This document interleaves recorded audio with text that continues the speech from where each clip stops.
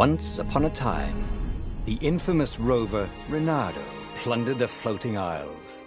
Then his mother called him to her deathbed. "Swear to me that you won't die on the gallows," she rasped. Reluctantly, he swore. And he whiled away his days at home with music, cards, and wine. But the Emperor had changed. He'd been good once, a shy, almost humble toad. He'd built universities. But then people started whispering about mass graves in the woods, midnight rituals, victims screaming. The Imperial Ravens would round up entire villages, and no one ever returned. The Ravens had come to Ubar scouting for ancient books said to be of great power. But the librarians had hidden the books, so they'd burnt the librarians. The citizens, outraged, had driven them off. The Ravens had come back with dropships. The kid had fled with one of those books. He was brave and dumb and wanted to join the rebellion. And Reynardo had promised his mother he'd protect him.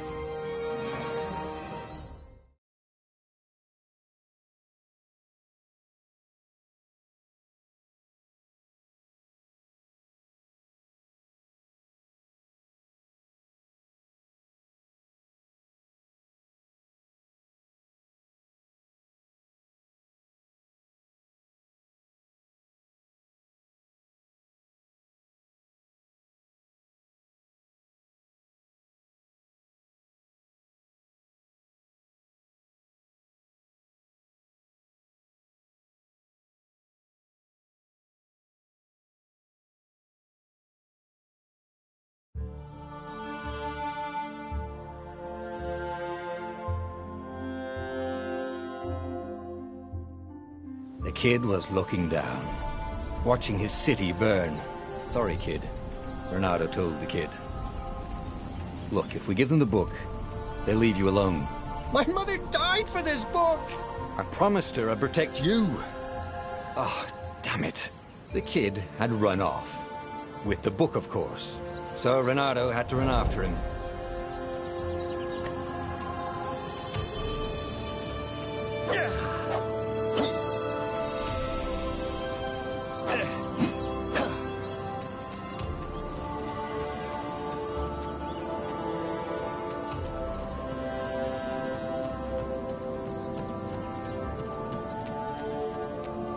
The two ravens were staring at the kid like he was their dinner, which probably was what was in their tiny brains. "Hey," Reynardo said. They cocked their heads at him. "Pick on someone as ugly as you." Wait, that didn't come out right. "For the Emperor!" The ravens cawed and rushed at him.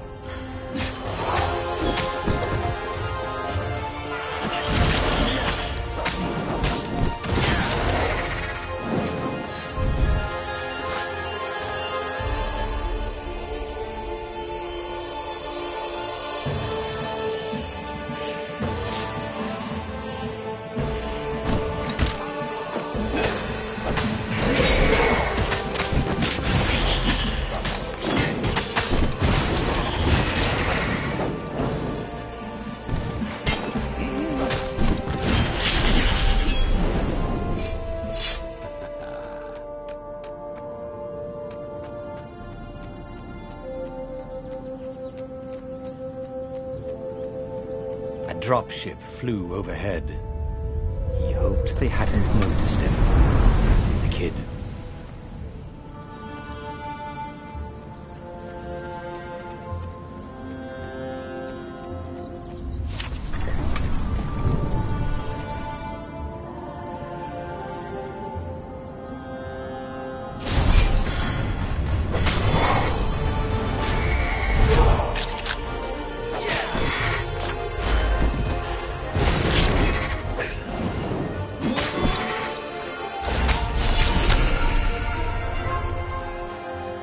Oh, right. The Gate of Heroes. Someone's idea of a joke, making the Skyship Docks a gated community. You needed a hero's sword to open it. And the kid was on the other side of the gate. Who let you through? Promise me you'll take the book to the rebels. Or I'm gonna steal your ship. I'm not taking that damn book anywhere, and neither are you. Try and stop me, laughed the kid. I bet you don't even have a hero sword. And with that, the kid hopped away. Had to hand it to the kid. He was an idiot, but he had guts. Where was Reynardo going to get a hero sword?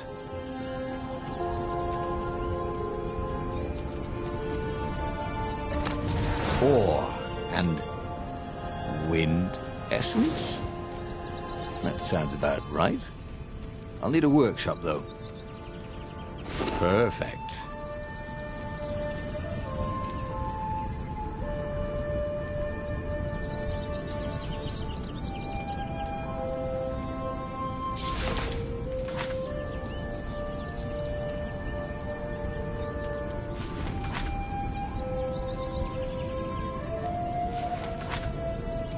A hero sword.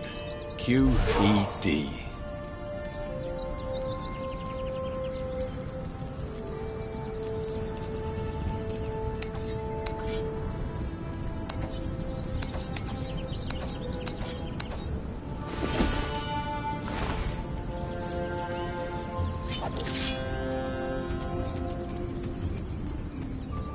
This is what he got for settling down and finding people to care about.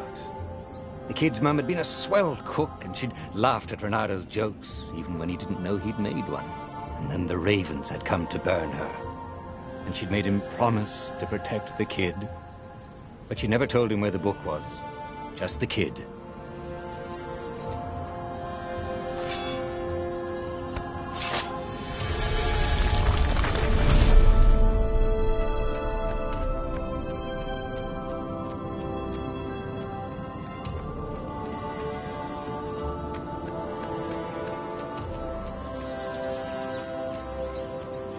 He came up to a ledge. It was too far to jump. There'd been a bridge here before, hadn't there? And there was Peter, giggling at him. How'd you get across? He asked the kid. Where'd you find a hook? I hopped, said the kid. Wise-ass kid. Hey, look out behind you! Cute, said Reynardo. Oh, ravens.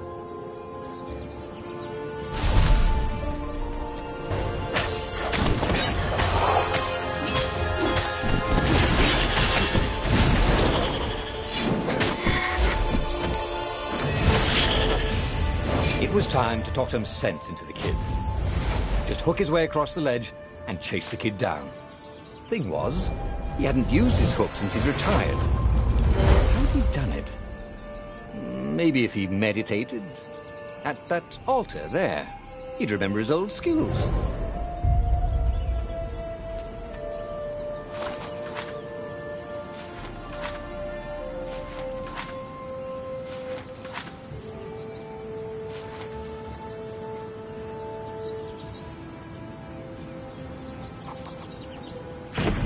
It was starting to come back to him.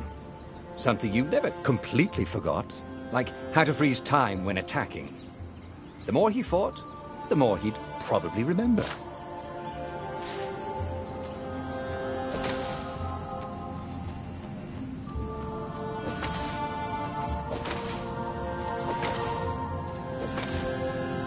And there was the Farfarer. She was the fastest ship he'd ever known. She could do the Kestra run in 12 furlongs. Oh, so the salesman had told him. And something told him the kid was about to walk into an ambush. Stop! He shouted. I'm not giving you the book! Shouted the kid, and took off. No! Peter! The kid ran for it.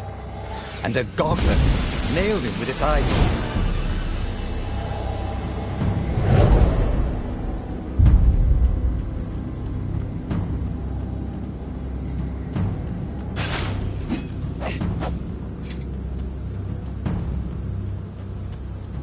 The book was unburned. Next to it were the buckles from the kid's shoes, and a kid-sized pile of ashes. Damn it, why hadn't he lied and told the kid he'd take the book to the rebels? The kid would be alive now. Really pissed off and betrayed, but alive. Oh, damn it. Reynardo picked up the book. He couldn't let the Empire have it now. He was going to have to get it out of there. He'd be a wanted man. Probably have to join the rebellion just to have a place to dock. Well, he'd hated home life anyway.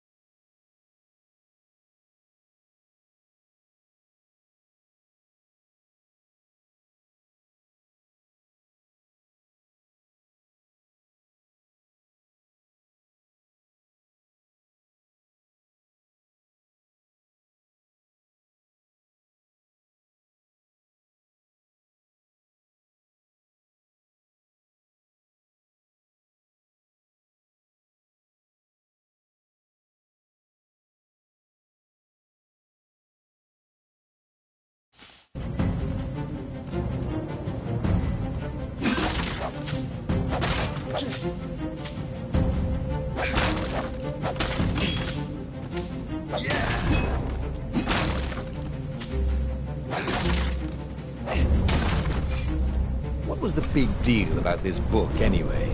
Maybe he should open it and find out. All that had been years ago. How many? The war was a blur, and now 3 Raven scout ships were chasing him. Where are you running, rebel? Cawed the Raven captain over the loudhailer. Reynardo could see them cranking up their catapults.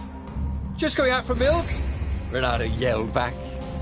Where can you run? Laughed the Raven horribly. Far behind him, another city was burning. The dark cloud above its island was thousands of Imperial ships. The fleet was doing a thorough job. Take us to the rebel base, and we'll spare your life! It cawed. The entire jury-rigged rebel fleet was only a few islands to the east. Beyond that were only the pillars of heaven, a sea of endless blood-colored tornadoes. The rebellion was out of time, unless Reynardo could bring a game-changer. Maybe he could. Reynardo had found out where he could find the pieces of the Sky Ripper, the legendary weapon that had exiled the lost gods. Surely a legendary weapon could win the final battle. On the other hand, his old friend Lapino had sent Reynardo a desperate message saying he had a brilliant scheme to save the rebellion. If Reynardo could only rescue him. Reynardo dived the Farfarer towards the abyss. As he felt the heat of the jet stream, the Raven ships peeled off, not stable enough to follow him down there. Now it was time to choose. Lapino or the Sky Ripper?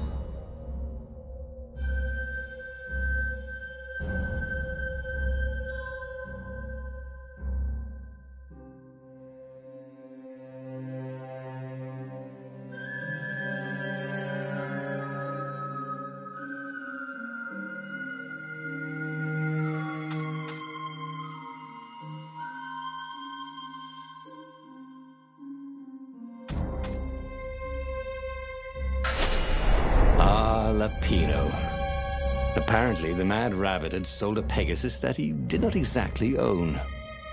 Lapino always wiggled out of trouble, given time. But he was out of time. The Ravens had figured out that Lapino was a rebel spy.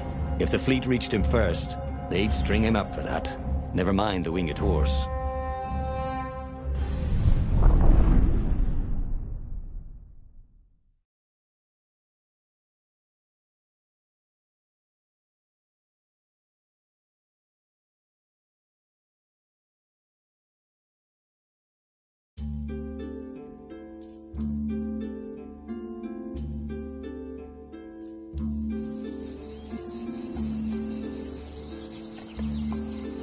Lapino had apparently managed to confuse the judge by arguing that he hadn't actually stolen the winged horse. He'd only sold it.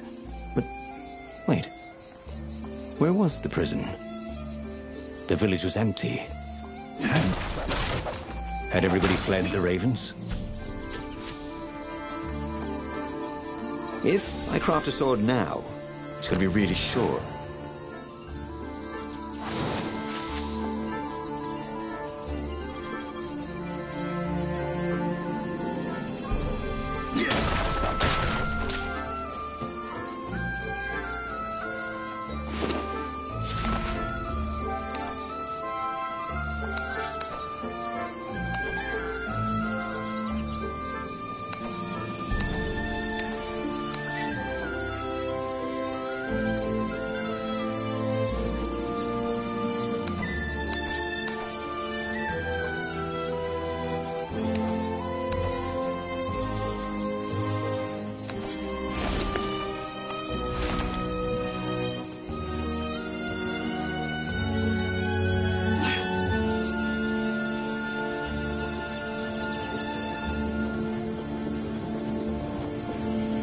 There were stickers all over the platform for really hot lady foxes, with pictures and addresses and everything.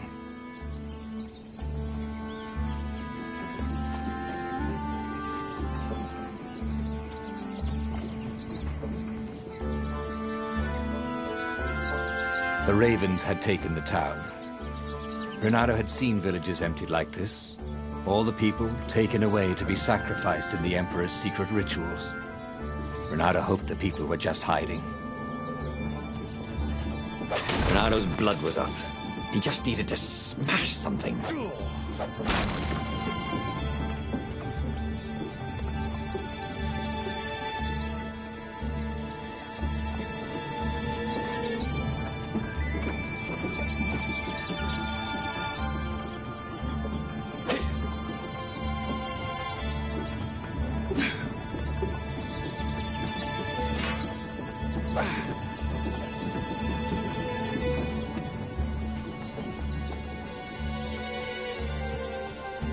He wasn't that good. Yet.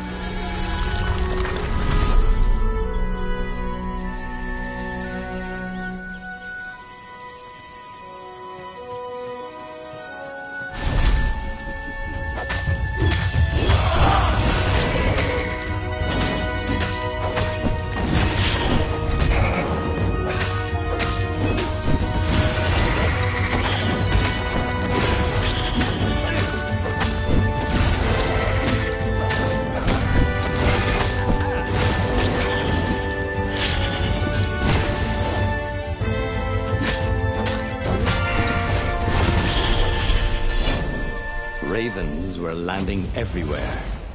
The advance guard. He'd better get moving.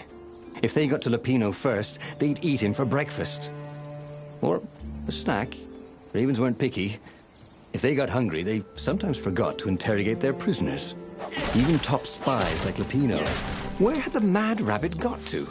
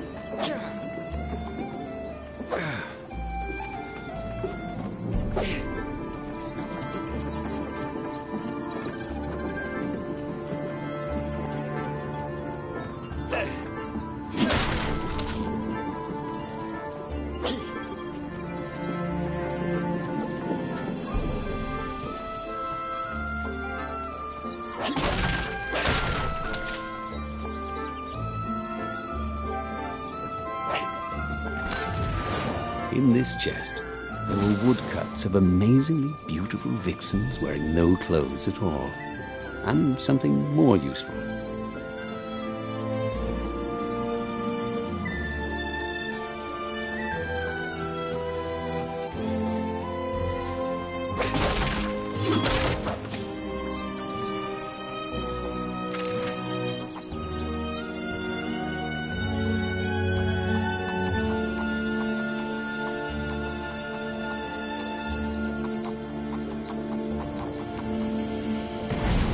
Was starting to come back to him. Something you never completely forgot, like how to freeze time when attacking. The more he fought, the more he'd probably remember.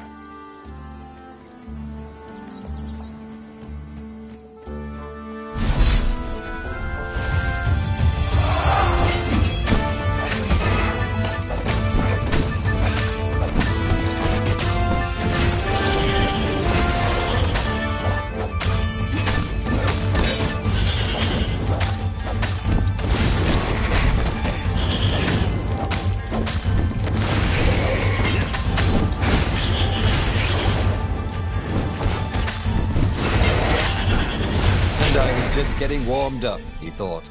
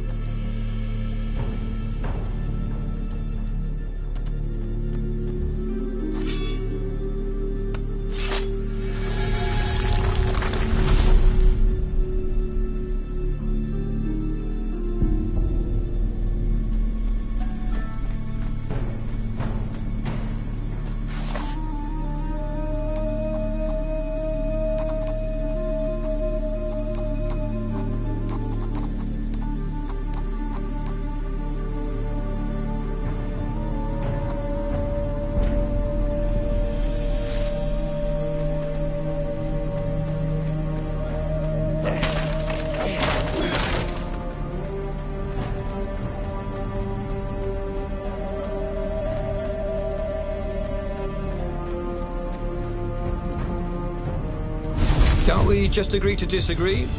Said Renato. No?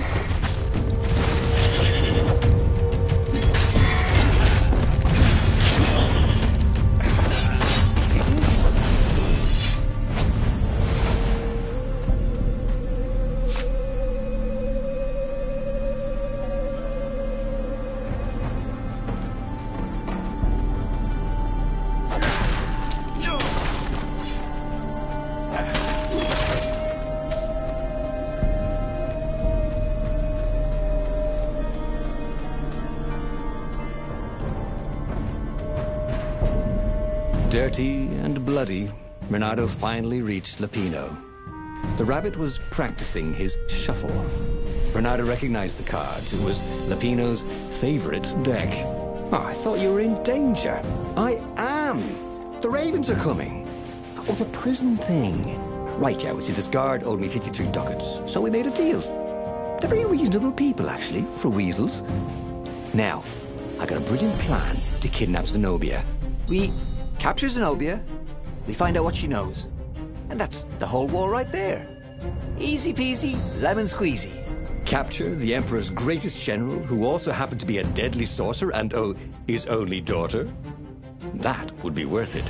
On the other hand, he could still get to the core of the Sky Ripper, even if he couldn't get the whole thing. It must have great power.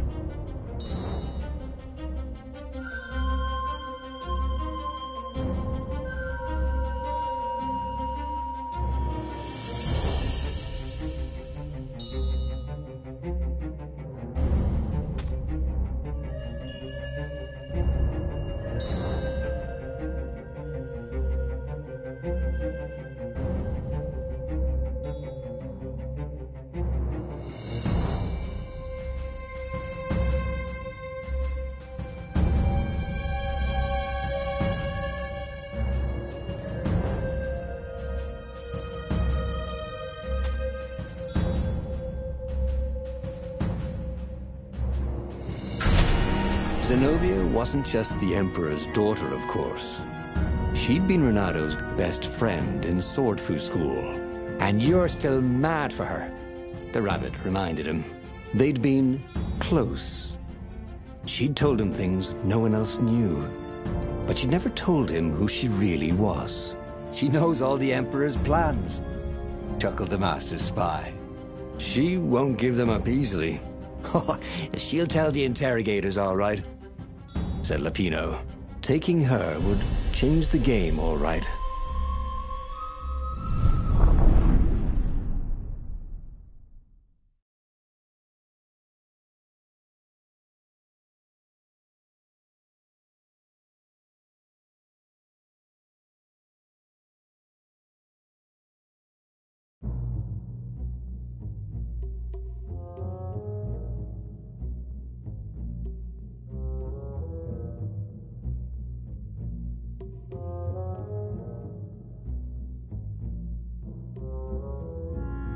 The city was already under Zenobia's control. I had to admire her efficiency. Renado shivered at the thought of Zenobia at the mercy of the interrogators. Could he really turn her over to them? But this was war. It wasn't meant to be pretty.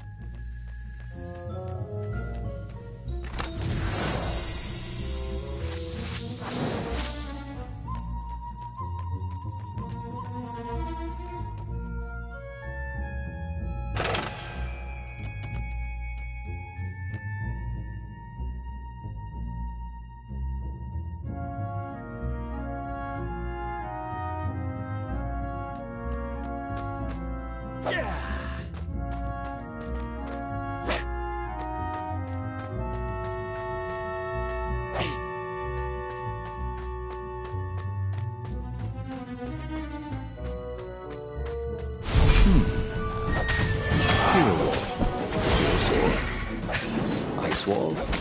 Ice. Cube.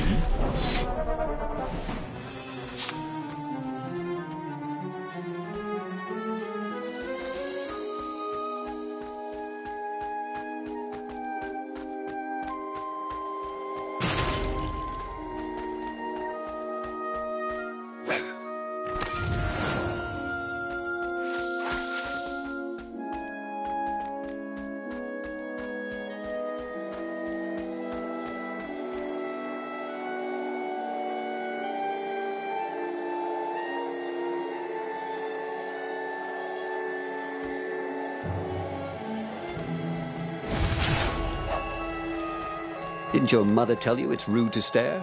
Snapped Renado, a little smug.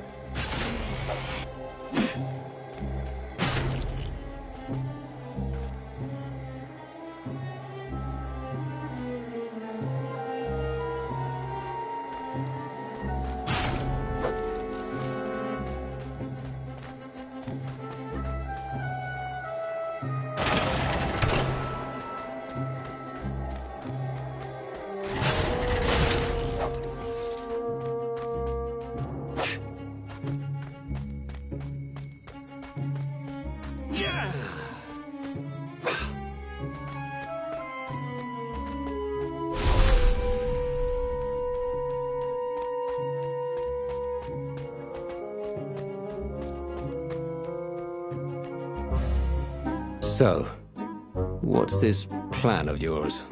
Use me as bait, said Lupino. And he outlined a slightly complicated plan that involved geese, a net, setting the Farfarer a little bit on fire, Lupino dressing as an old blind toad, and Reynardo hiding inside a monstrous watermelon. What could possibly go wrong? Thought Reynardo.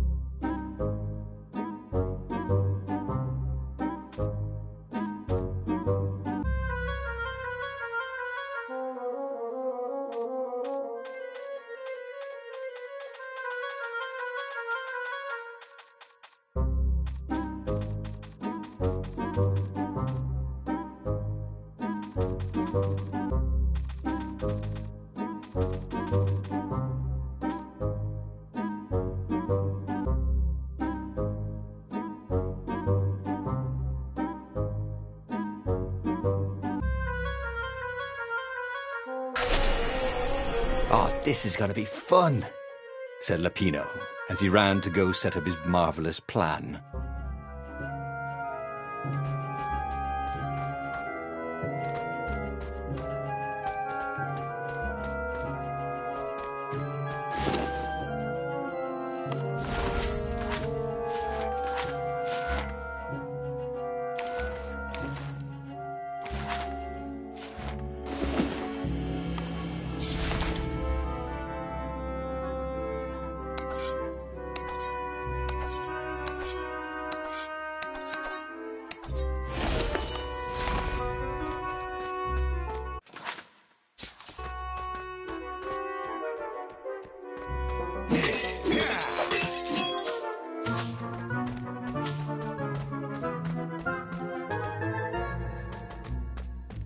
Reynardo felt like he was ready to learn new things.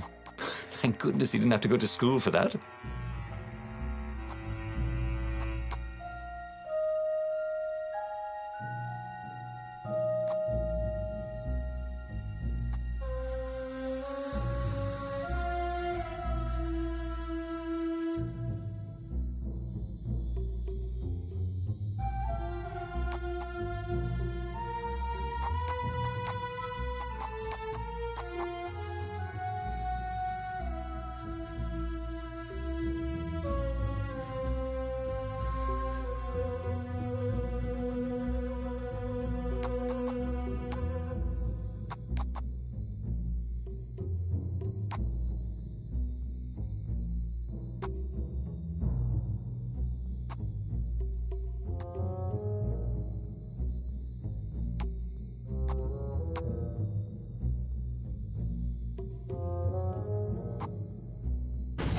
Well, he'd always wanted to do that.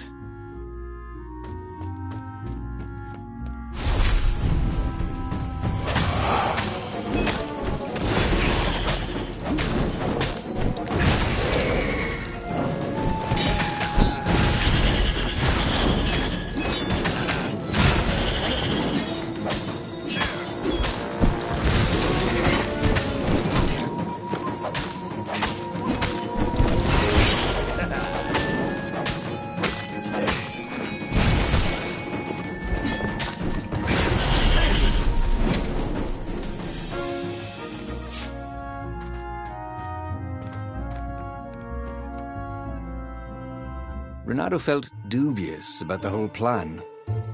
With every step, he was waiting for it all to go horribly wrong. But against all odds, Lupino's idiotic plan worked. Zenobia's ravens ran off after the geese, the net dropped, and Reynardo jumped out of the watermelon and put his sword to Zenobia's throat. "Reynardo," she said, "are those new scars?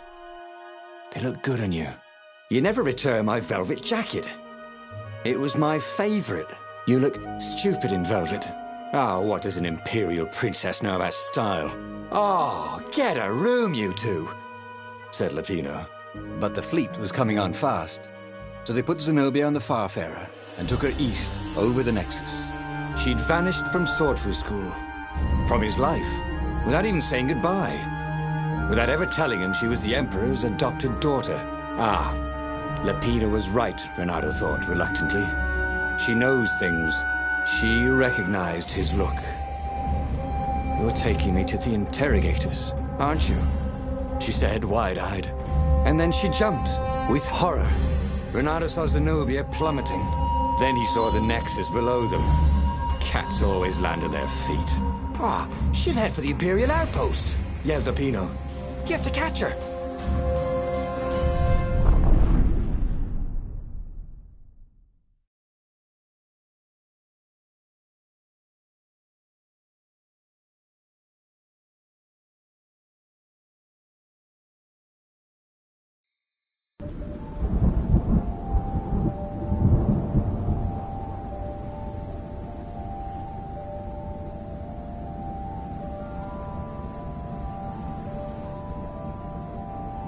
Cats can run faster, but foxes can run longer. If he ran, he could head her off before she reached her minions at the outpost. Well, he did love a good chase.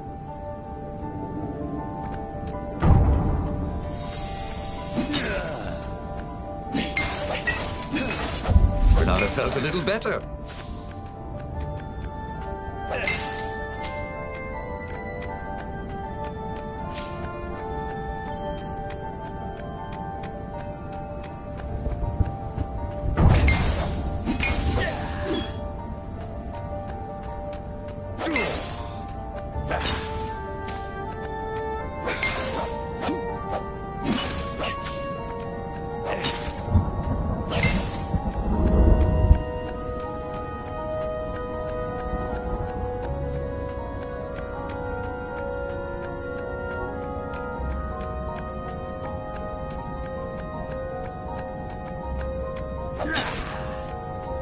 Who needed bridges anyway?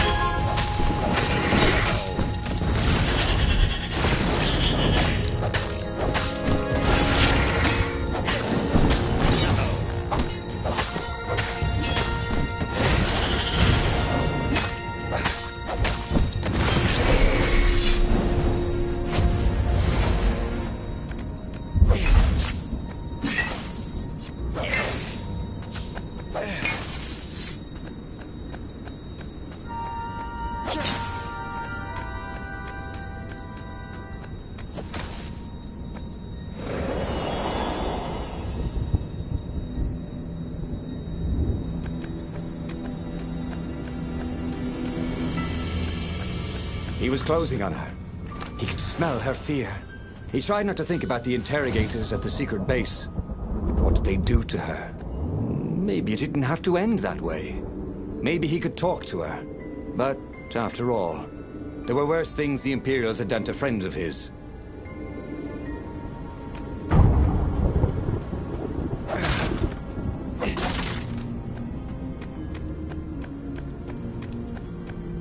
Crafting bench.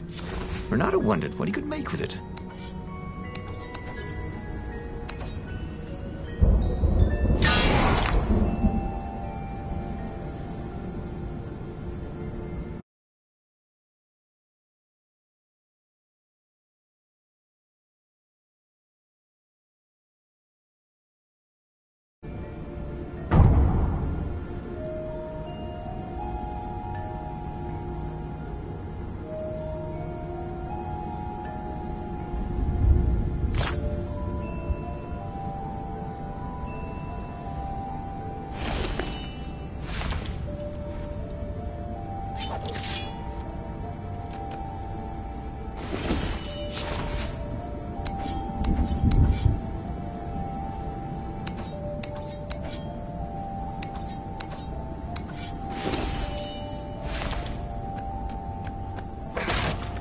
Renato had been the terror of the sandcastles when he was 2.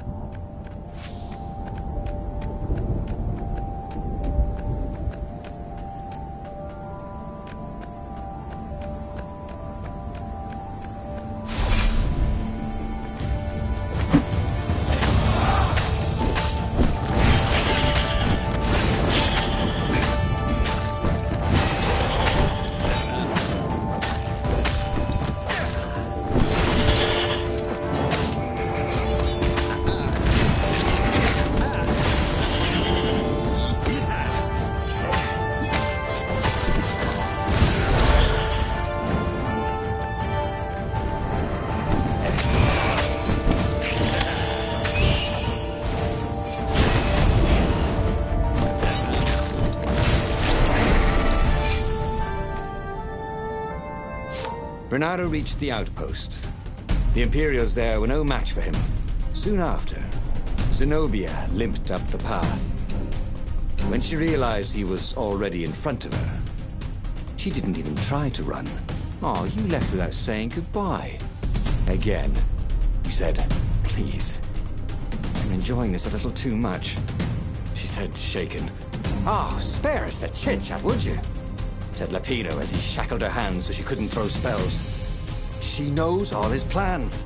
All the way back to the Farfarer, Lapino nagged Renato about how the interrogators would pry all the intel out of Zenobia. How that would turn the tides in the imminent battle. All they had to do was take her to the rebels' secret base. Renato didn't like to think about what the interrogators would do to her. Couldn't he just talk to her?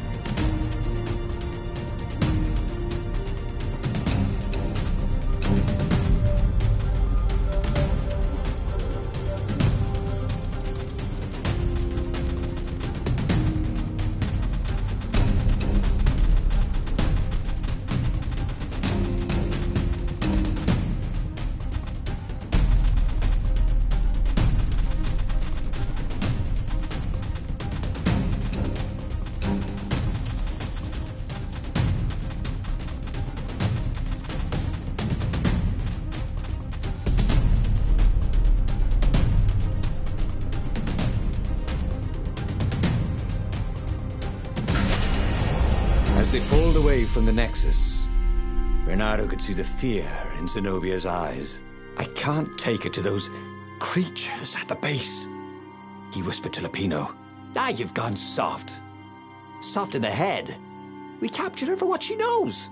I'll take her to the mountains. Tell all the horrible things the Emperor's done. Yeah, believe me, she'll turn." And he turned the wheel. "The hell you will!" shouted Lapino, and he grabbed the wheel back from him. The two of them wrestled for control of the ship. It shot off like a mad sparrow. Suddenly, Reynardo was falling.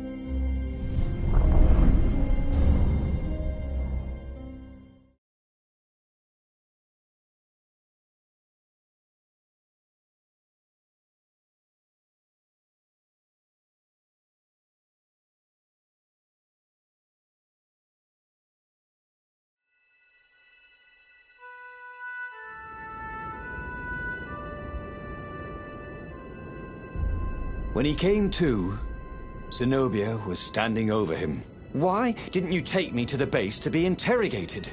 she demanded. "Do you know what's left of people they interrogate? This is some trick, isn't it? To make me fall for you again. Well, I won't. Oh, go on then. Scurry back to your ravens. I can't stop you." But strangely, she didn't. As Reynardo set off to find the Farfarer, she followed him, keeping just out of sight of the ravens.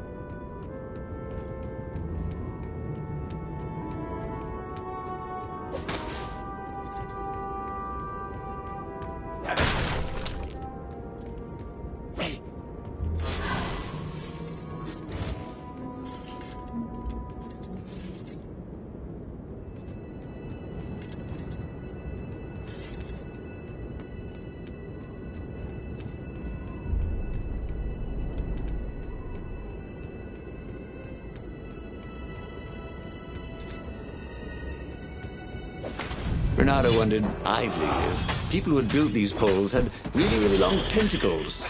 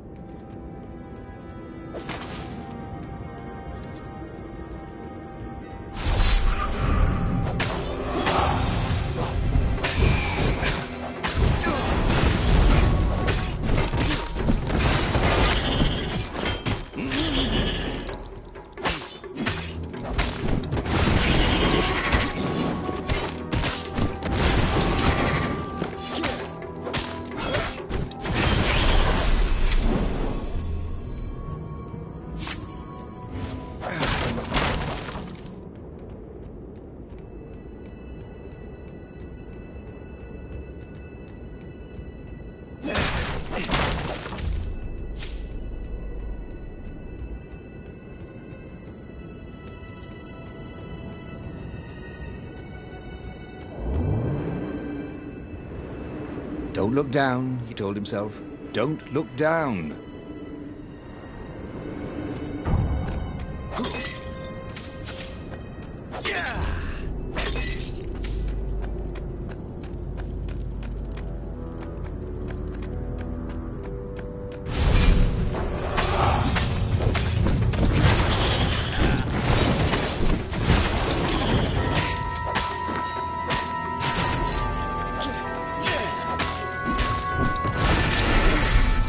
Reynardo wondered if he could learn to cook this way.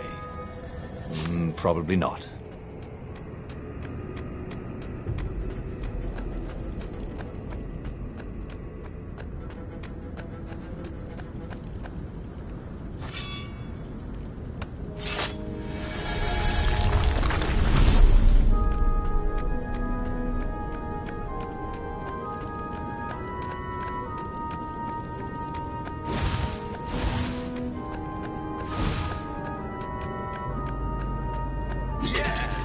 It wasn't his fault.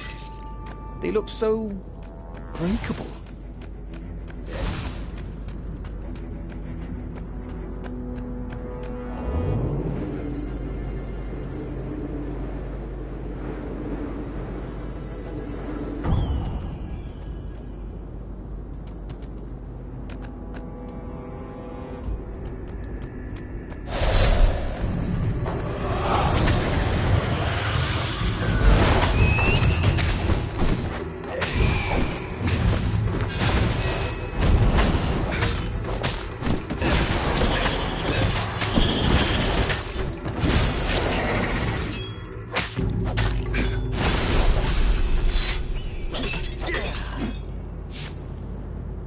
As Renato stopped to sniff the wind, Zenobia came up, still mad. Did you really think you'd just talk me into betraying my father? Oh yeah, sure, that was exactly my plan.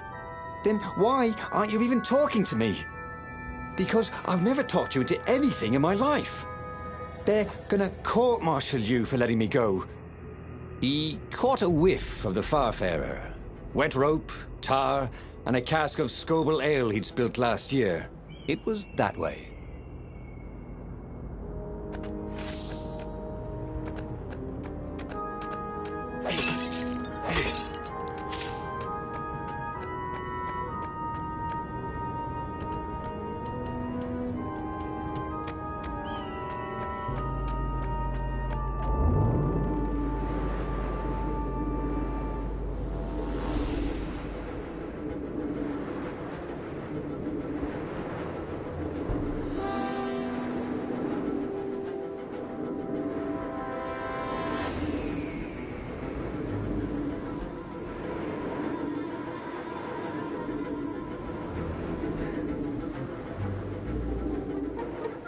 Renado's paws were getting numb. Calaveras really didn't want company, did he?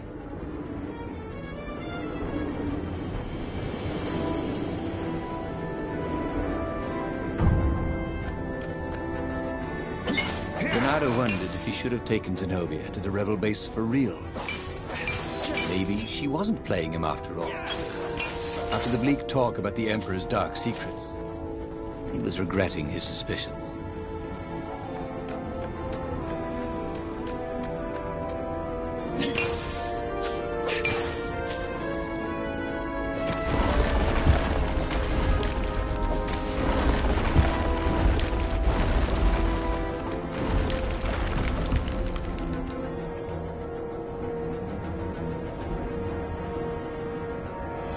Sure enough, the Farfarer had crashed in some rocks. There was no sign of Lupino. Zenobia caught up. All that kid stuff in Swordfu School. Look, that's the past. We're adults now. We have duties to other people. We have destinies. What are you talking about? And you are the most arrogant, slow-witted, light-fingered, mercenary, immoral, reckless. Run away with me, said Renato, and he realized he meant it. What? Just like that? She demanded. I will, if you will. So she kissed him. And it was the best kiss he'd ever had. They held hands as they boarded the Farfarer. Renato felt light-hearted, like the winds that were playing the rigging like a balalaika. But Lupino, I need to get back to Lupino, he said, suddenly realizing he could have been captured. A prisoner. He's not. How'd you know? He saw something in her eyes he didn't understand. He fell, didn't he? Into the abyss. She looked away, wouldn't answer. But then a bolt smashed through the Farfarer's keel. The broken ship plummeted out of the clouds.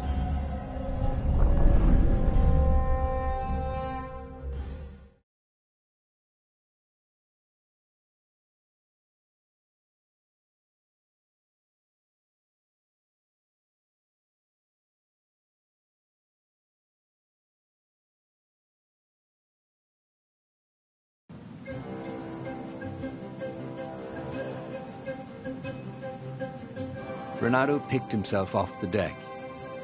They were alive. We have to get to my private ship, she said. Do you trust me? I guess I must, he said. You go on ahead. Clear the path, she said. I can't kill my own soldiers. He wanted to say that he didn't trust her, that he had no idea what he was getting into. But he had no choice, did he? He was following his heart. That's what it means to be a hero. You had to follow your heart.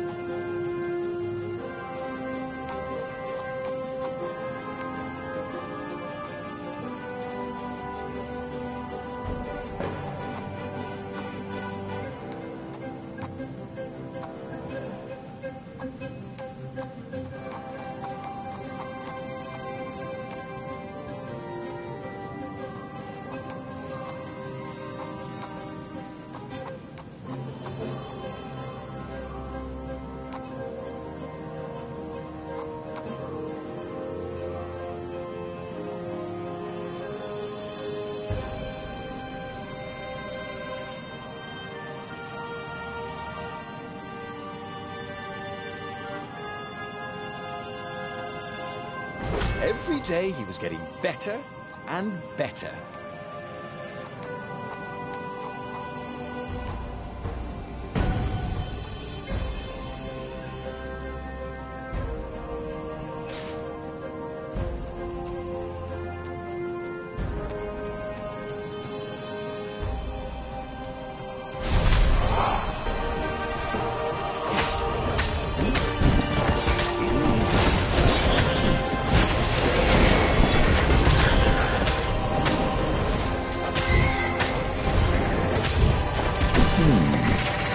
Where did that go to?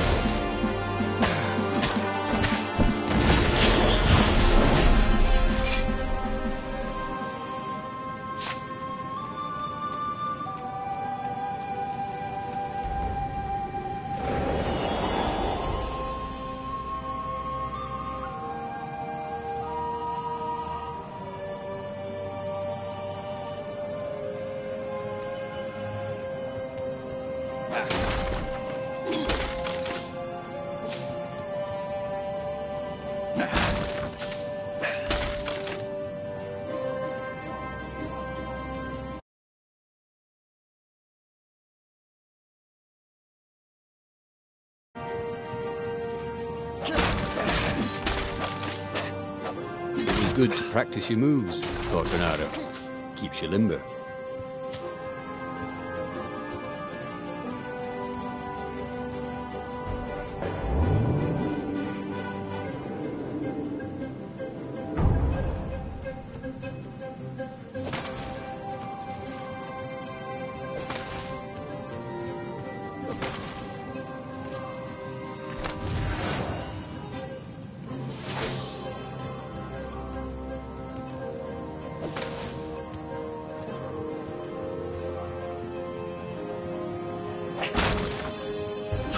He was practically sure he'd find something useful in one of these things.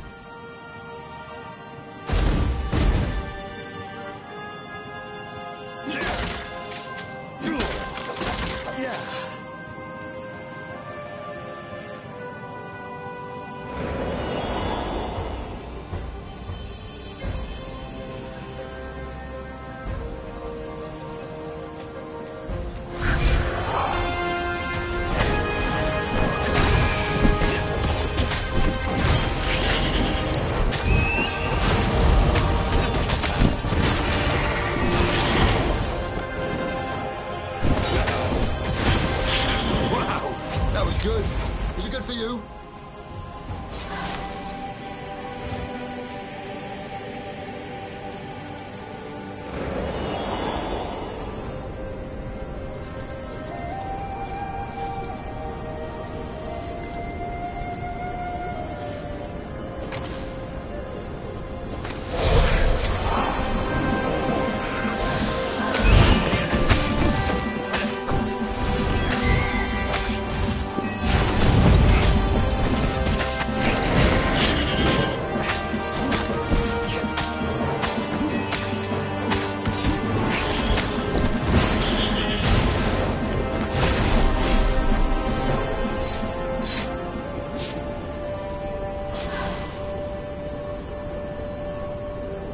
Have you ever felt you were just going round in circles? Bernardo felt like that.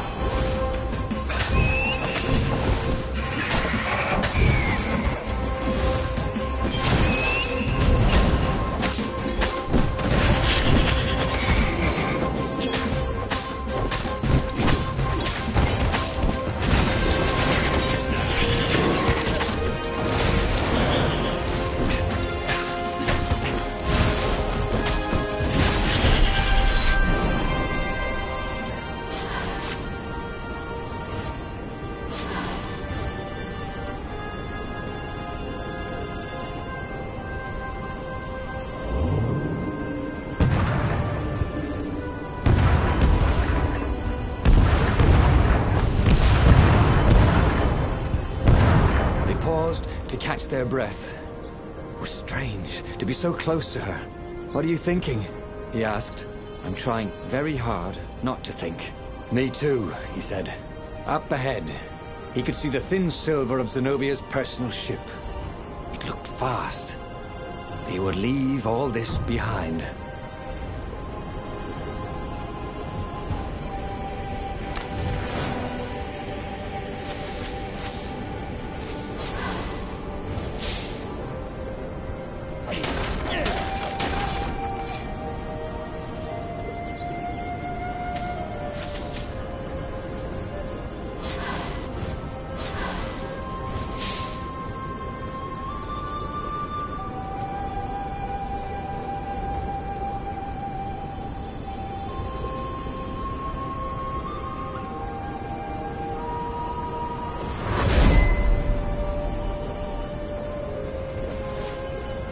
He felt like Tarzan.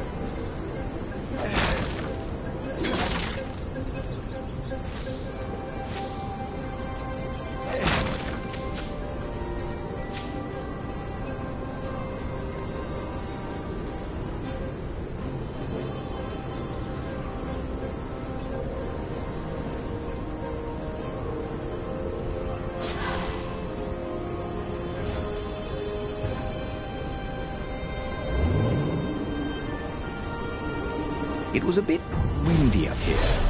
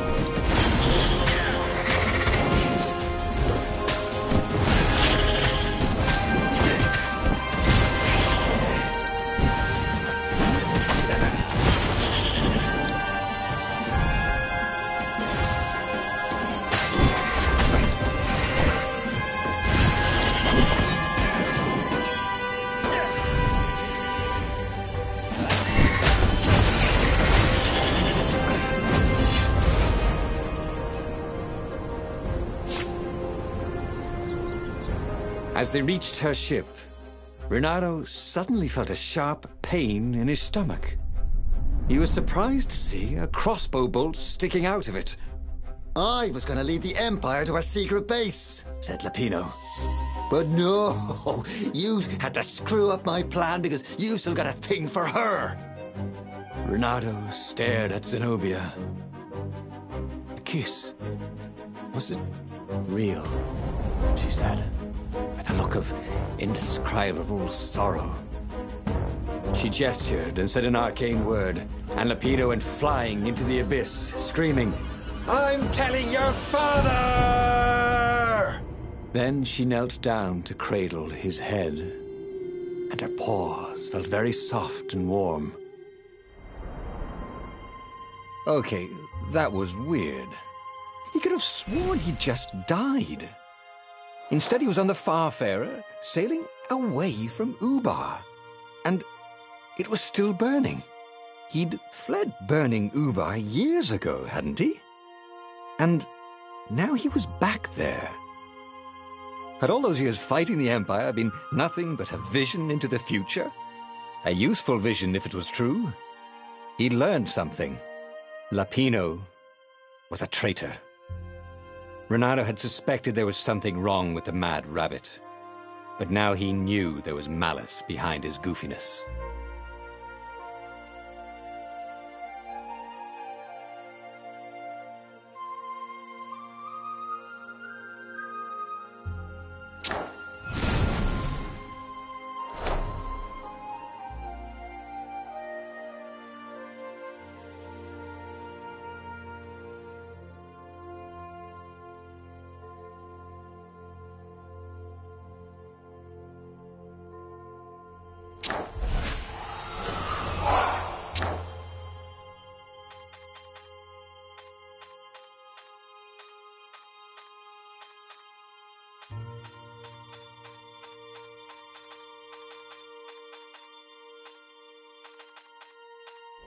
He'd made bad choices.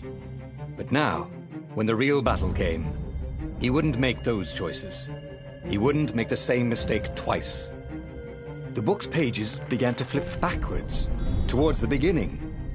And he realized that his adventure was just beginning. The clouds parted over the Isles of Boreas. It was time to choose. The rebellion was in trouble. Ravens were scouting for the secret rebel base. They needed a game-changer. Pieces of the Sky Ripper had surfaced, or so a scholar in the mountains had told him. Surely the weapon that banished the lost gods could defeat the Emperor. Also, a temple had risen out of empty desert.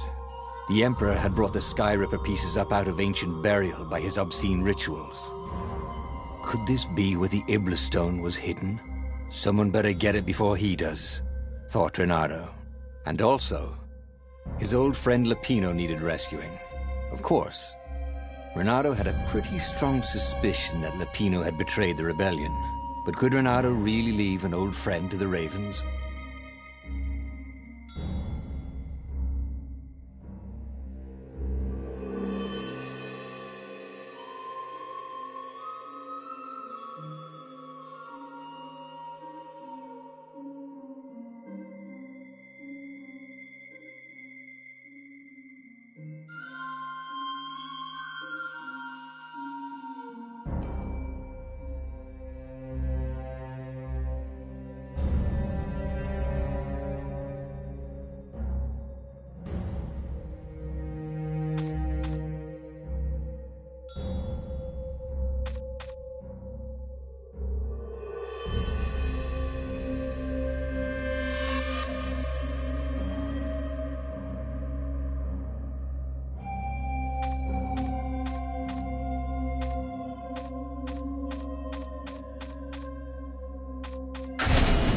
Every child knew about the Sky Ripper. The Transcendent Emperor had buried its pieces. What could have brought them to light? This Emperor, Isengrim III, had once been kind, but he'd gone mad. And now he was conducting secret, obscene rituals to bring back the lost gods. Had he, somehow, summoned the long-lost components of the legendary weapon out of the deep places of the earth? It was more than Reynardo could fathom. But if he could find a legendary weapon, He would use it.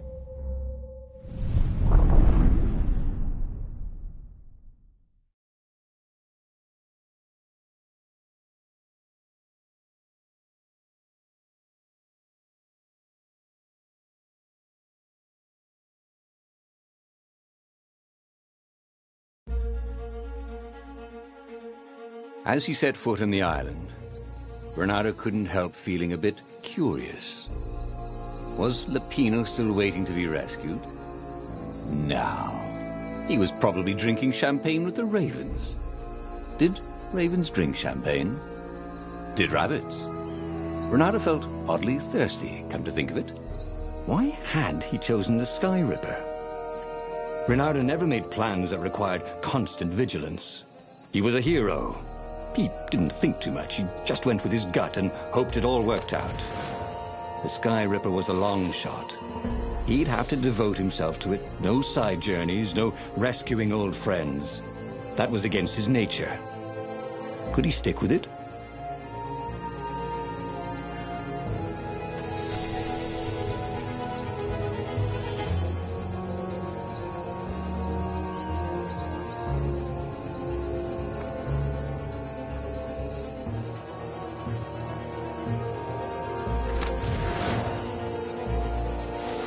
I wonder what I could make with all these sword crafting materials, thought Renato.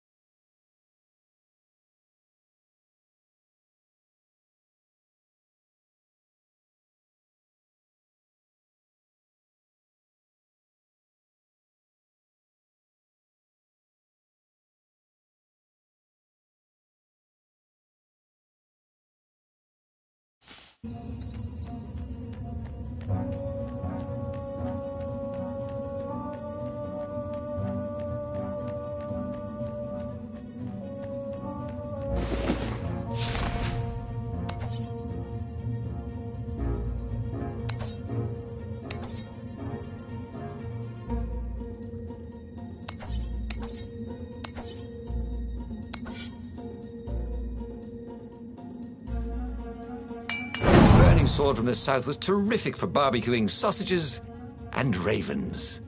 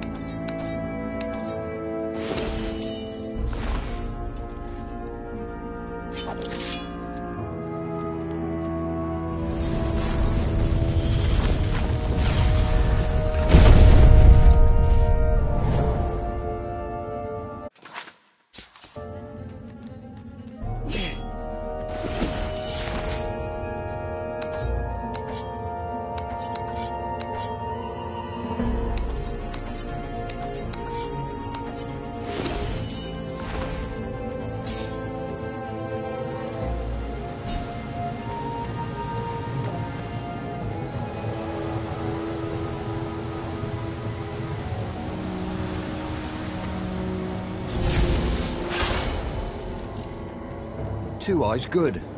One eye, dead.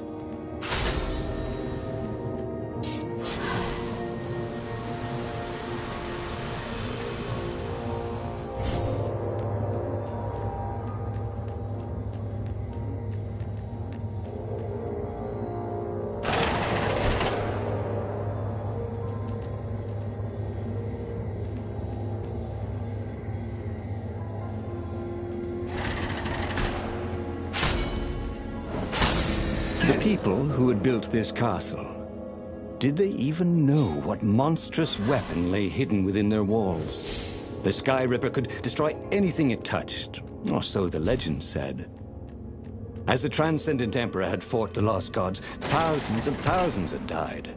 But Reynardo had been through wars. The only merciful war was a short one.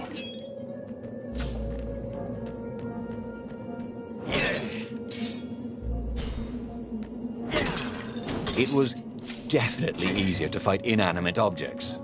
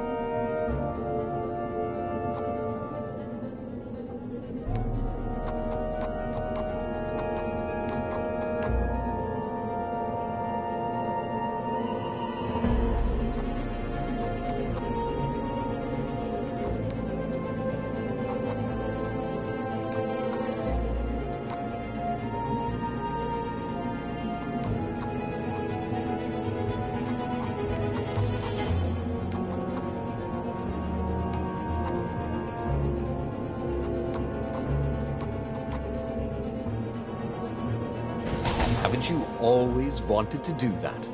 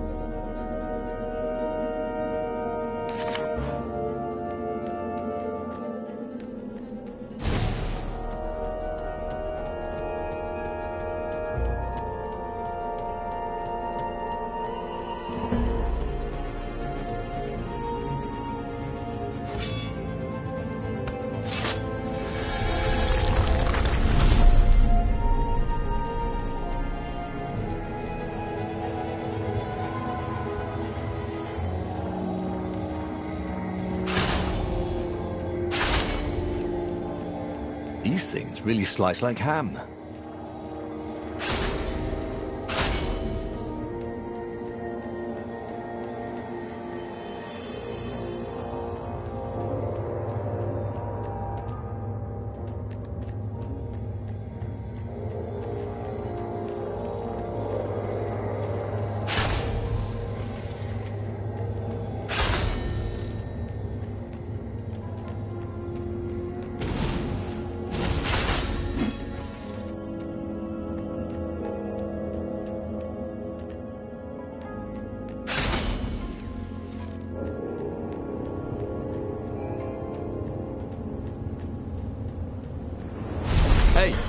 Who do I have to kill to get a drink around here?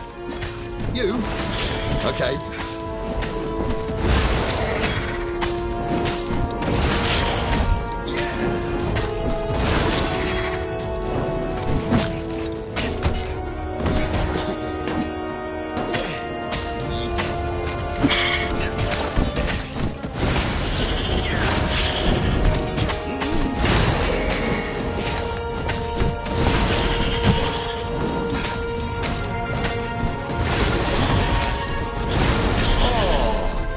I don't have anyone to talk to.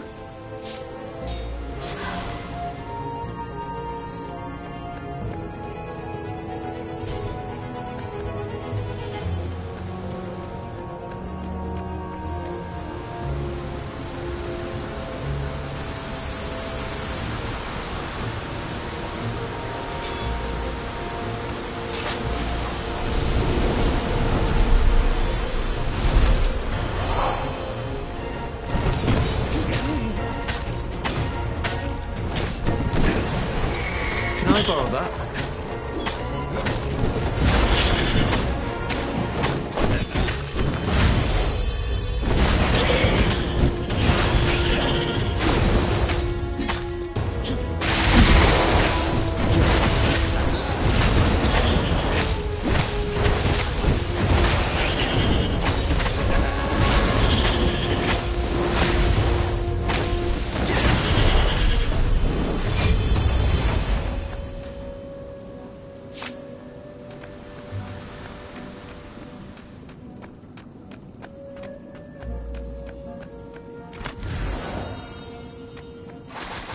Oh, sweet!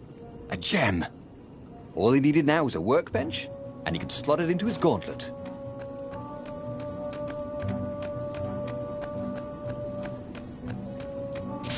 That had been his mistake before, trusting his old friend Lapino, who'd been through so many battles with him and shared so many heartaches, who he'd rescued so many times. What was up with that guy anyway?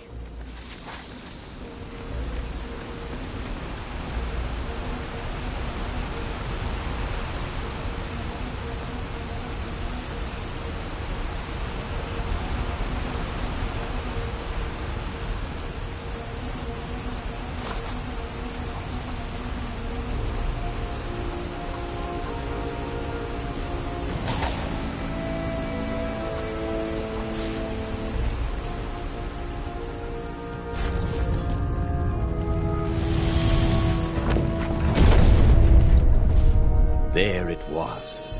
Skyripper's armature. The stuff that dreams are made of. Engineers' dreams, anyway. The device was intricate. No one alive had the skill to make a thing like it. How was it part of a weapon at all? He'd have to ask a scientist. But first, he'd get the second piece. Skyripper had a heart. A core that had come to rest on the next island. Well, there was another island he could reach. Zenobia had just invaded it with her father's Raven battalions. She must be encamped there still. But fighting Zenobia now, that made no sense at all. He'd already sacrificed one friend to get this armature, was it? He didn't need to hurry to face her. She would find him.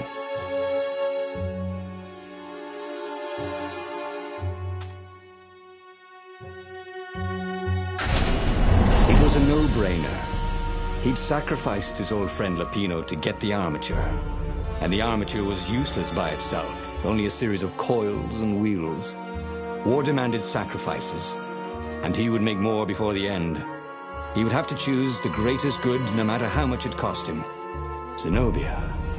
Well, he would see her sooner or later, across a battlefield or a sword's point before all this was over.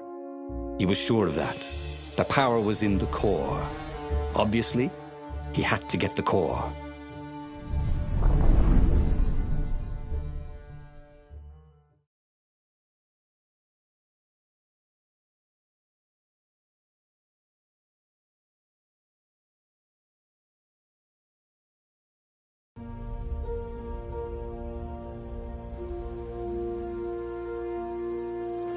Doubt sunk in before he was even out of sight of the Farfarer.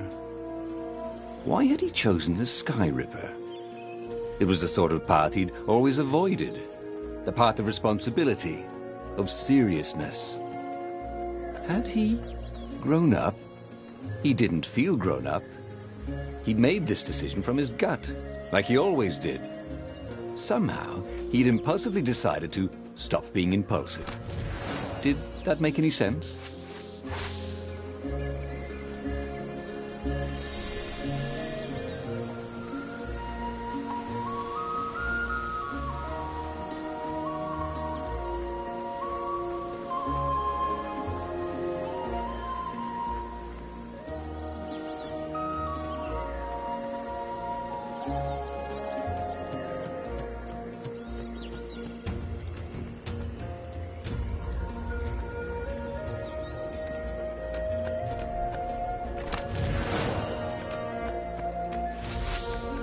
That's my order, thought Reynardo.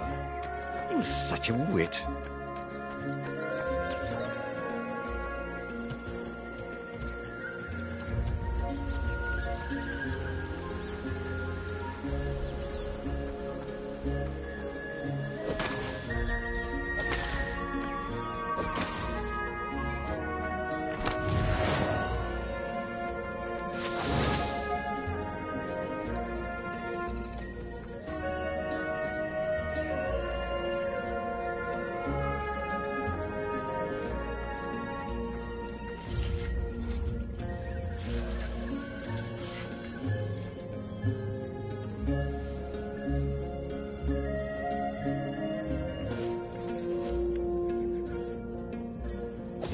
What else could you hook?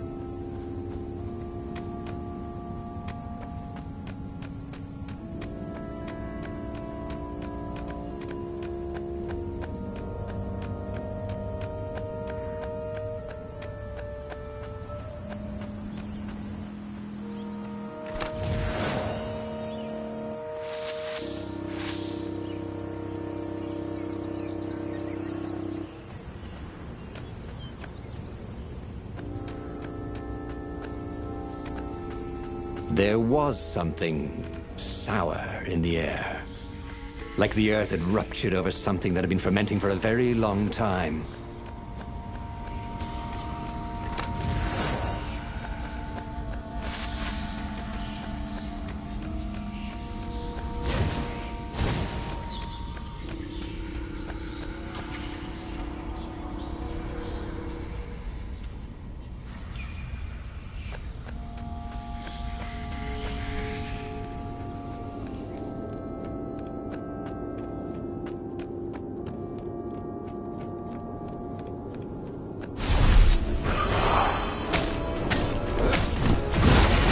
Calaveras had once explained to Reynardo how portals work, but no matter how hard he tried to understand, the words just flew out of his brain.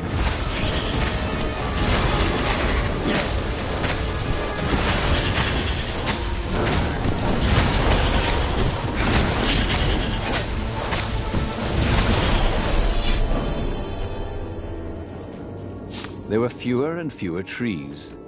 There were only these huge crystalline growths. Had those been here before? He no longer heard birds except for the feverish cawing of the ravens when they attacked. He couldn't smell the small animals of the forest, the mice and rabbits. Where had they gone? And he was getting hungry too. This was an unhealthy place to be.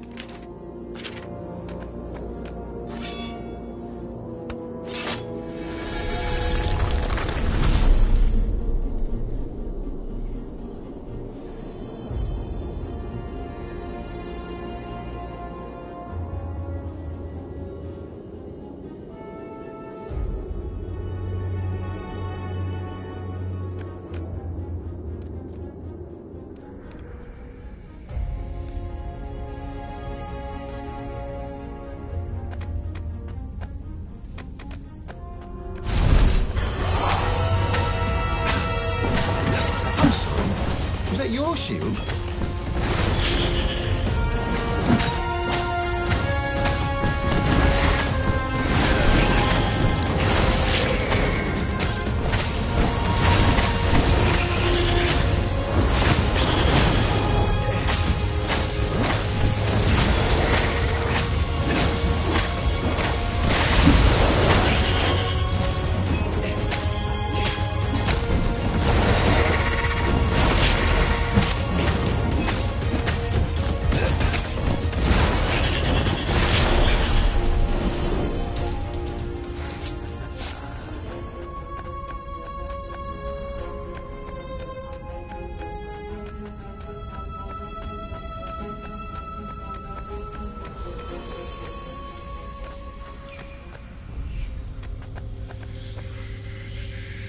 The 20-sided core made him feel physically sick.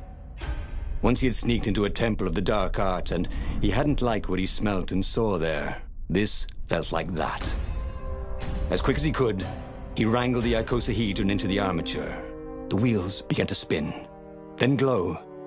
The sick feeling quickly spun away. Now he only felt sad. He had lost good friends for this war apparatus. Maybe Lapino wasn't such a good friend. Yeah, that made him feel better. He carried his prize back to the Farfarer. Now, he had to make his next move. There was a key Imperial outpost on the Nexus.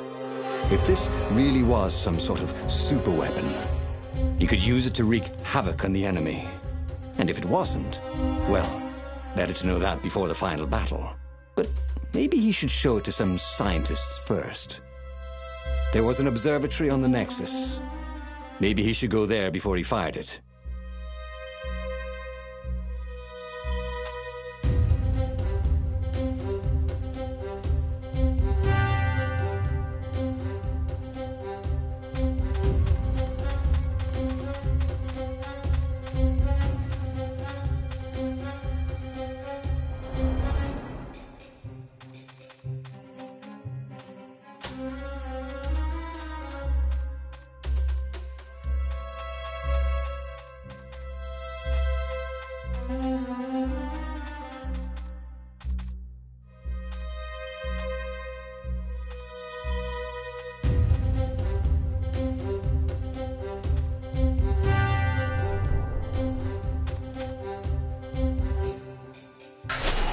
Reynardo had never been much of a student. At Swordfu School, he'd never read the books, just looked at the pictures. And Zenobia. But weapons he understood. His gut told him that the Skyripper would work great. He would use it to take out the Imperial outpost. And what's the worst that could happen? The thing wouldn't work, and then he'd take it to the scientists. Right? Exactly.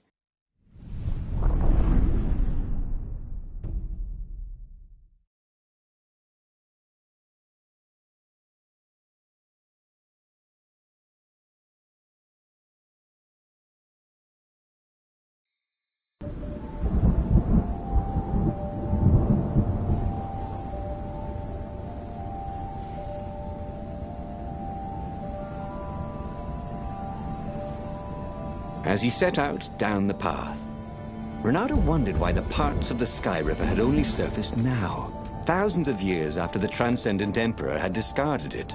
This Emperor, Isengrim III, had performed terrible, bloodthirsty rituals to invoke the lost gods. Perhaps that was bringing up lost artifacts. How perfect, then, that the Skyripper would reappear to be his destruction.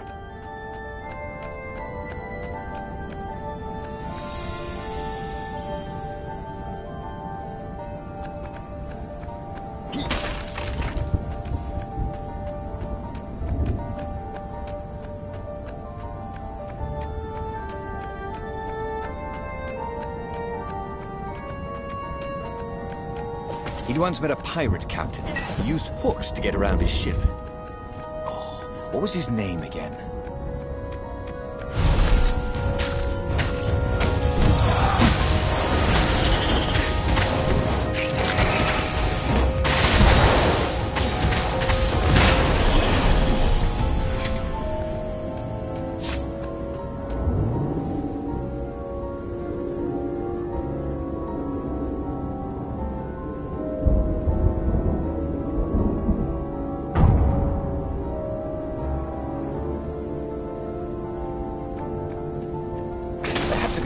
something useful in these things, didn't there?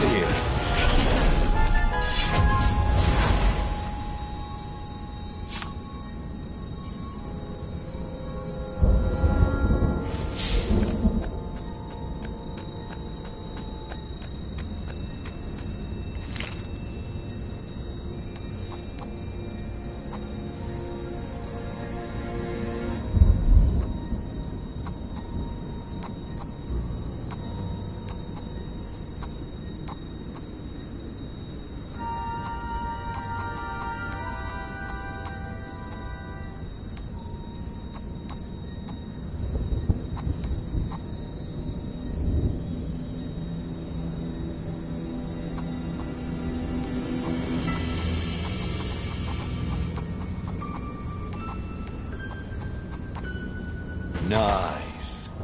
That could be useful.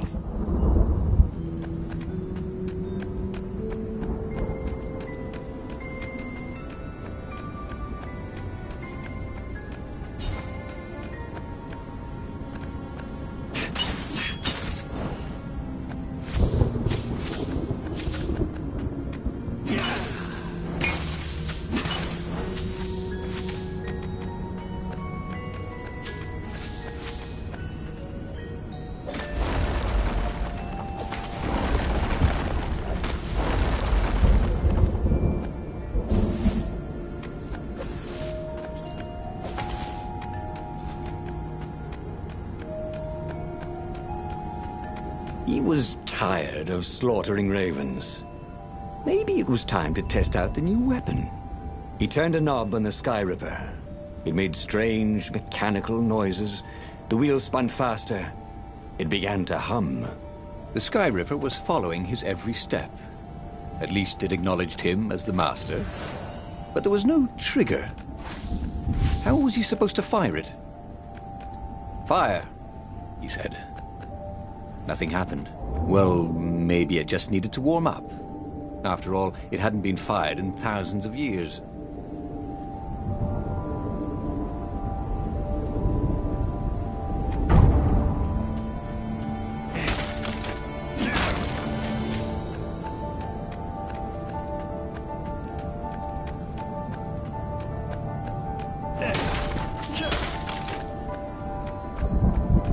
Hey! Hey, a workbench! He could try out his new bling.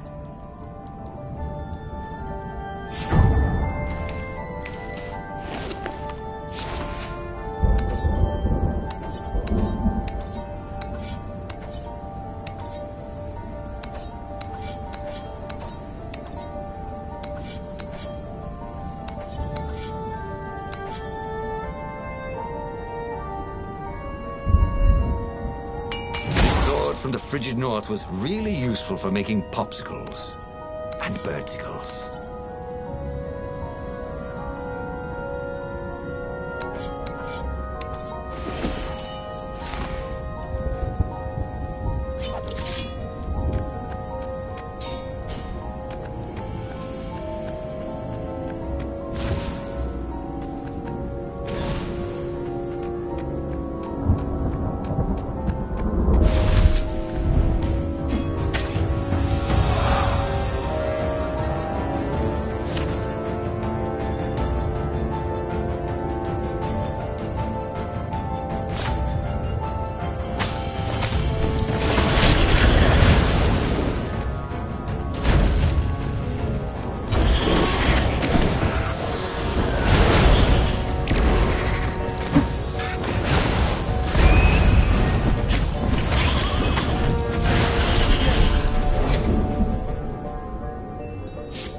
The Sky Ripper was making a whining noise now, and its wheels were spinning so fast he could no longer see them. Renato had a thought. "Please?" he asked. The Sky Ripper began to glow. Boom! The outpost burst into flame. Ravens flapped out screaming, wings on fire. The base was his. The far speaker toad came hopping out. Renato! It croaked, sounding like a toad version of Zenobia. Don't use the Sky Ripper. It will destroy the world. Yeah, sure it will, cracked Renato. Pull the other one. If you don't trust me, go see Calaveras. That sounded sensible. Why did she always have to sound sensible all the time? Oh, it was infuriating. Of course she would say that. He was supposed to hurry and bring the Sky Ripper to the Council so the rebels could actually win the war. But what if she was right? Damn it.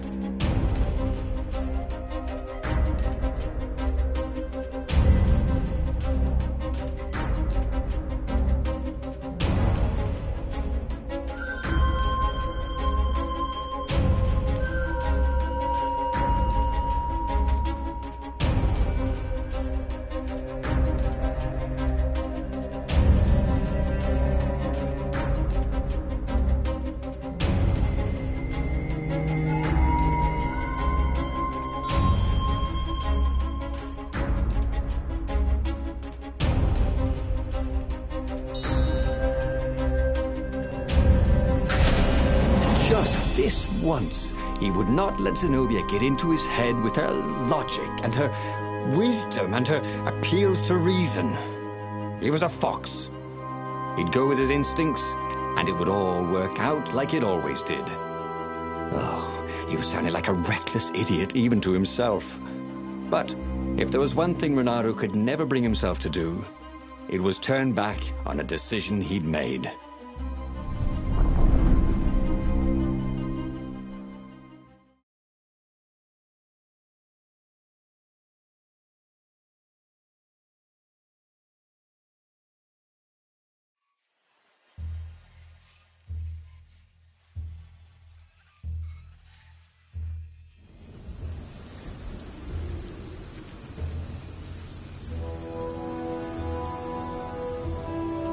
Imperials were flapping and cawing all around the ruins. They must be panicking with rumors flying of the superweapon. Maybe they hoped to find and destroy the base before he could put the Sky Ripper into action. The Sky Ripper was whining and heating up. It would be time to use that energy soon.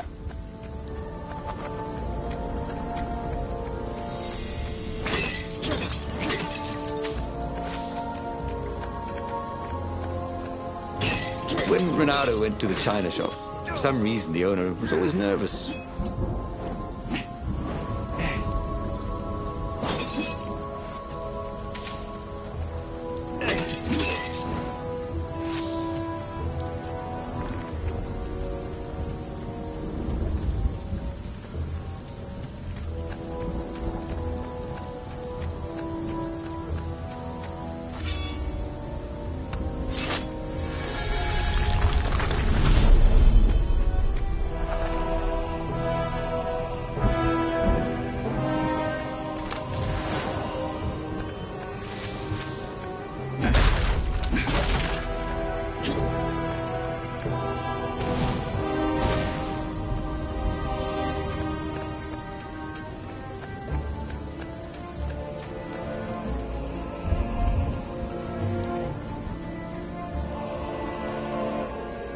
Renato wondered if it wasn't cheaper to build bridges and stairs.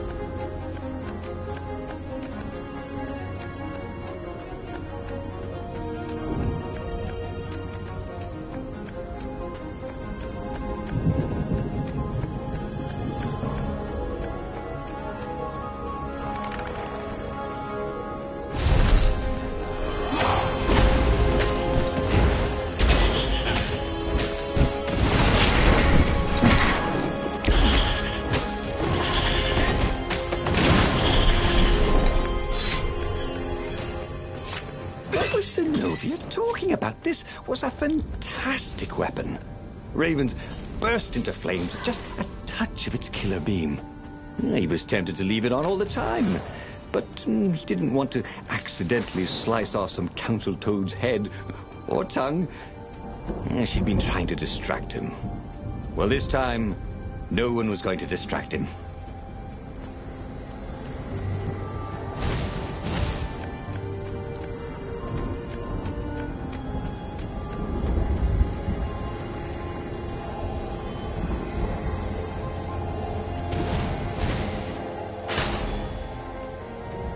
You blinked.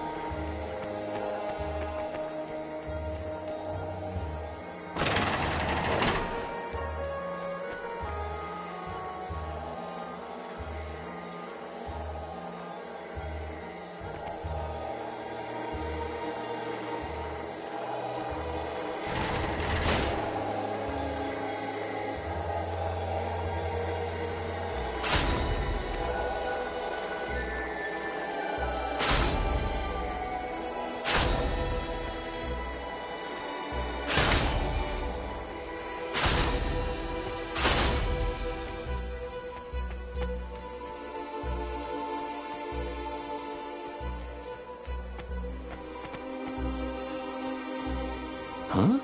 A lever? That was new. Most people still use doorknobs. The long stairs. So he was close to the rebel base. Nothing was on fire. So far, so good.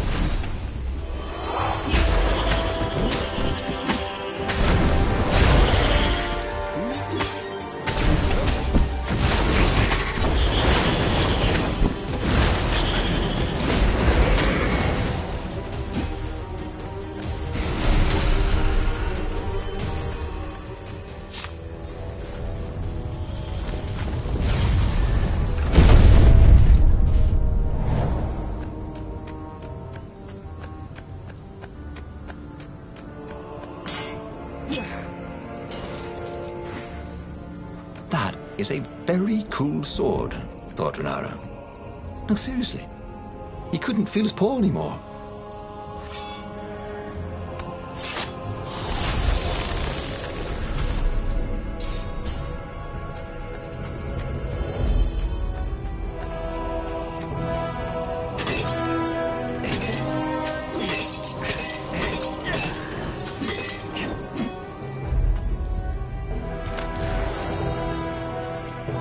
This stone was incredibly valuable. Reynardo could sense it. Also, it still had its price tag.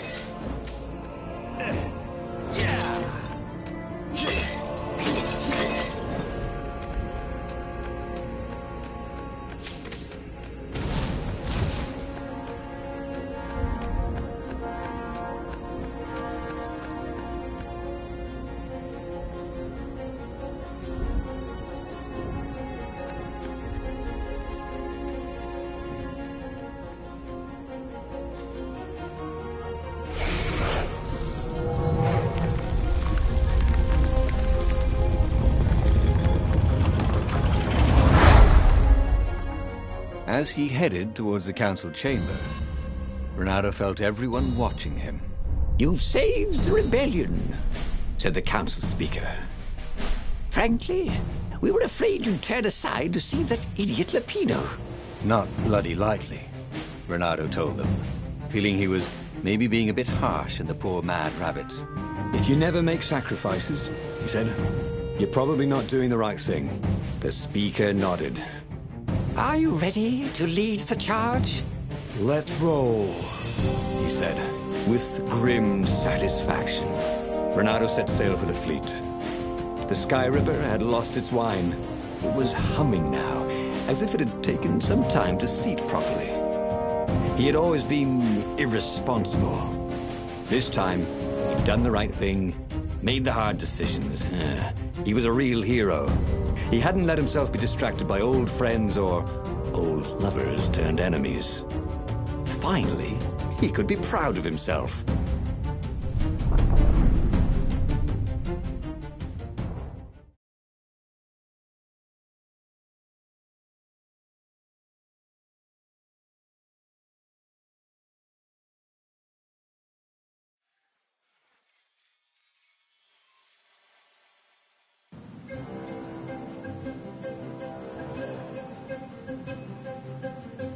He was ready.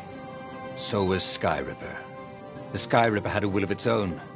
It picked out its own targets and set them on fire. This was going to be a short battle. He would set the ships on fire if he didn't need them to get to the Emperor. And he wondered if he'd see Zenobia, or if she'd flee. Wouldn't she be proud of him?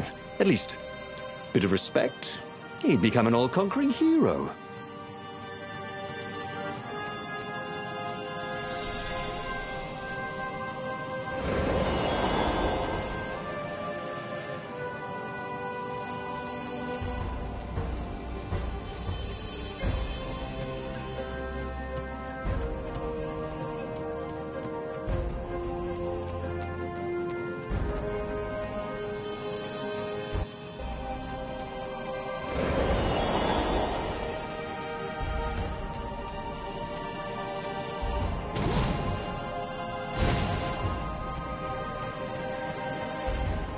The portal was heavily guarded. It must go someplace they really didn't want it to go.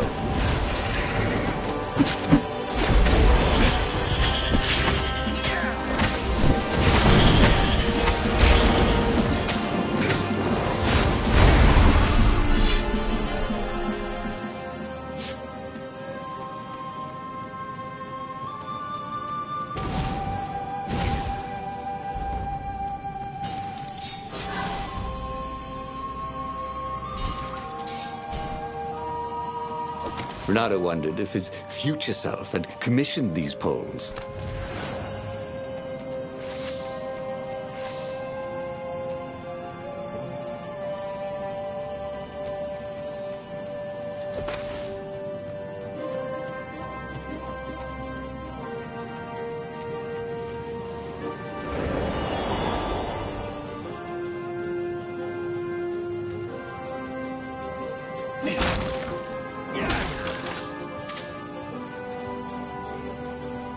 Of all the artisans he was creating employment for. Truly, he was a job creator.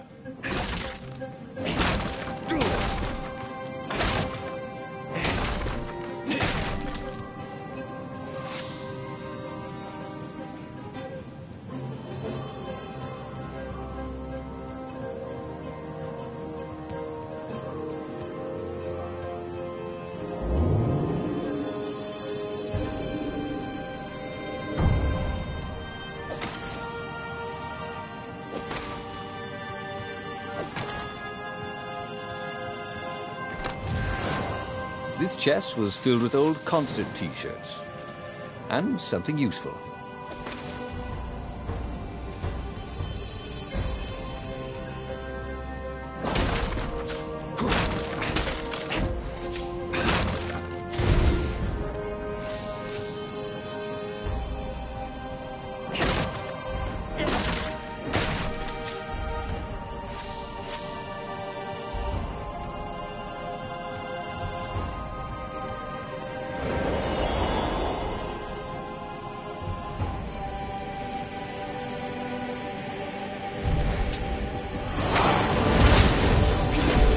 Burned fur. His. That was awesome!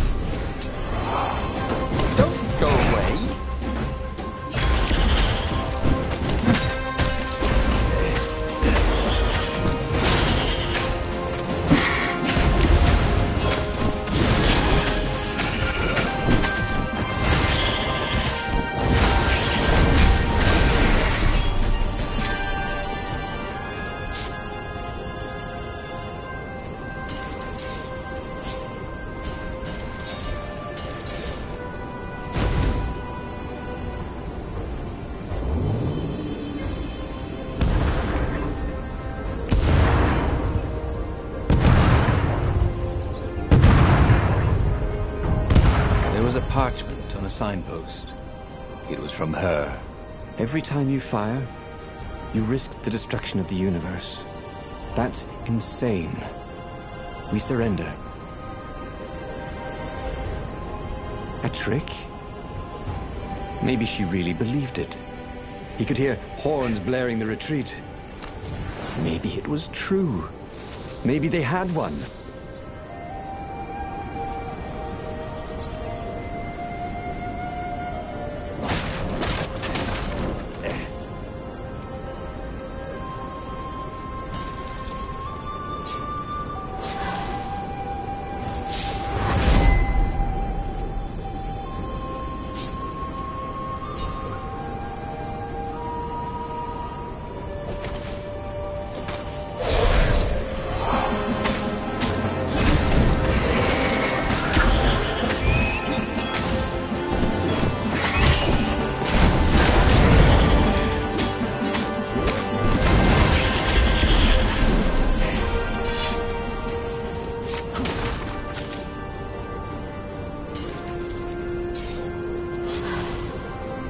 Sharp? Check. Pointy? Check. Flexible? Check. What else do you need in a sword?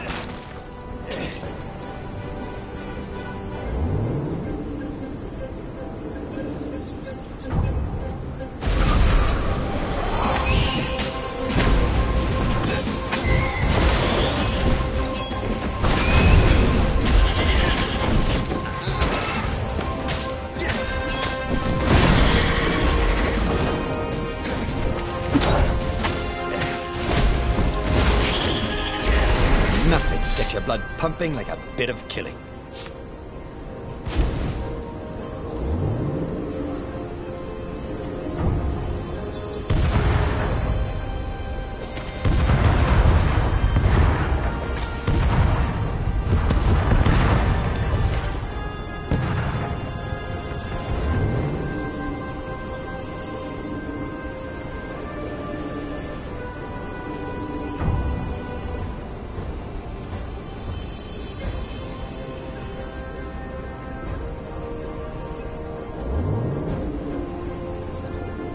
No skateboarding, the sign said.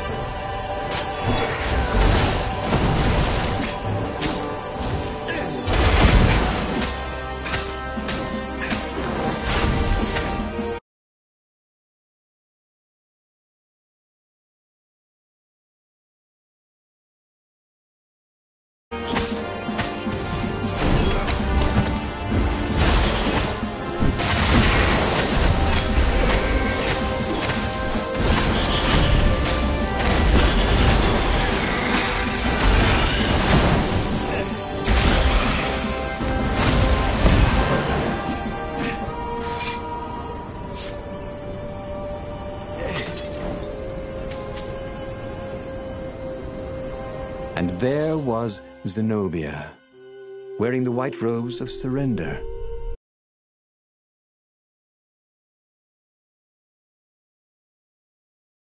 Came and kneeled before him. Why didn't you listen to me? I was trying to save you too. You're the enemy, he said. I was never your enemy, Reynardo. Then she spoke a terrible word and made a gesture with her hand. She stopped moving, covered in frost, and he wondered why she'd frozen herself. Then the Sky Ripper froze, and then, for a moment, he felt very cold and discovered that he couldn't move. The next thing he knew, the sun was a giant, monstrously red. It took up half the sky, and he was in a parched red desert. And then he was on fire. Reynardo stared at the book. He was still alive. Again. And still only flying away from burning Ubar. Had he lived that adventure? Or only dreamt it? Had he really died? It felt so real, not like a dream at all. And he'd lost again. Oh, he hated that. But he had made different choices. And he'd lost in a different way. It was the book, wasn't it? Oracles showed you your destiny. But this was showing him different ways he could die miserably. Thanks a bunch, book, he thought. But these were destinies that he did not have to fulfill. But he'd learned another true thing. Zenobia still had feelings for him.